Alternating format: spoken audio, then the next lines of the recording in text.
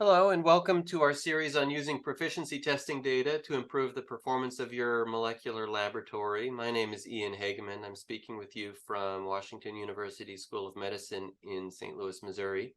This session will focus on in silico methods for stress testing bioinformatics pipelines. I do have a few disclosures which are not relevant to the content today. And the basic questions that I want to address are whether it's possible to validate an NGS pipeline in clinical testing for variants that were not included in the original validation of my test. So for example, if I were adding a gene to an NGS cancer panel, are there ways that I can assess my ability to detect those variants without going back to wet samples for validation? A related question is whether there are ways that I can perform stress tests on my bioinformatics pipeline to understand its performance uh, at various variant allele frequencies or maybe under different conditions. Overall, my thesis is that in silico mutagenesis is one approach to how to solve these problems. So let's look at an overview of how NGS-based testing works in general. We start from a nucleic acid, which we fragment and put through a library preparation and some form of enrichment. Here it's hybrid capture, but it could be an amplicon-based method to give us an enriched library, which we'll subject to sequencing, and then to alignment, and then to variant calling and variant interpretation before finalizing a clinical report. So there are really two phases of the testing here. There's the wet lab phase, and then there's what you might call a phase transition, where we move to the dry lab or informatic phase right here at step number 7. And then the testing continues through the informatics all the way to report sign out.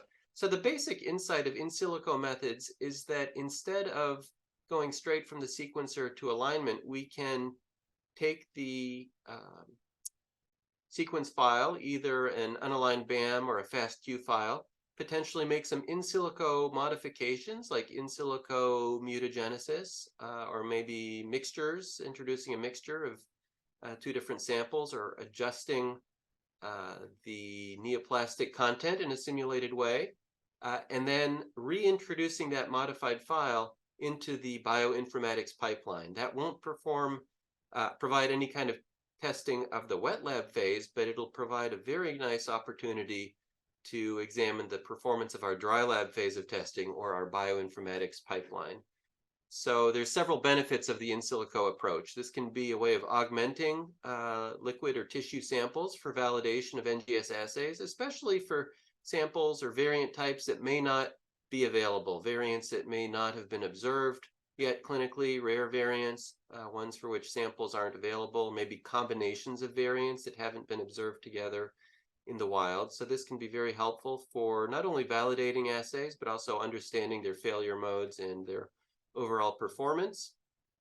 There are areas of difficulty for NGS pipelines. As an example, in past years, multinucleotide variants, which would be like two adjacent single nucleotide variants, have sometimes presented a challenge. And because those are not necessarily very common in actual clinical material, it can be helpful to have in silico methods to augment our validation data sets and put our assays through their paces. And then finally, in silico methods could be used for ongoing quality assurance without necessarily depleting rare and precious samples.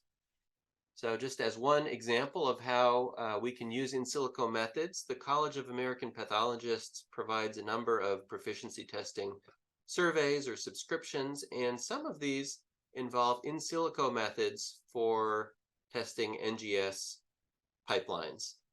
In some of them, we provide an in silico mutagenized FASTQ or unaligned BAM file that's based on commonly used NGS panels. And then some of these subscriptions actually take the lab's own FASTQ file, mutagenize it, and then return it to the lab so that they can try their hand at detecting variants that have been introduced. Enrollment in these programs is in the range of dozens of laboratories and growing, especially in the international space. One benefit of this approach is that there's no need to mail a physical sample, which can help with the turnaround time of our survey mailings.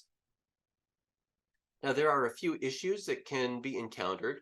A key issue is that the lab that wants to carry out in silico proficiency testing needs to have the ability to extract its FASTQ files from the pipeline, and more importantly, to reintroduce files at an appropriate place into the bioinformatics pipeline. So it doesn't work very well to have a fully closed proprietary vendor system. The informatics pipeline does need to have kind of like an input-output capability so that the user can put their in silico mutagenized files into the pipeline. And then the other wrinkle is that a certain amount of bioinformatics expertise is required on the lab side. First, to do this kind of input and output of the in silico files, but also potentially to create the in silico manipulated files.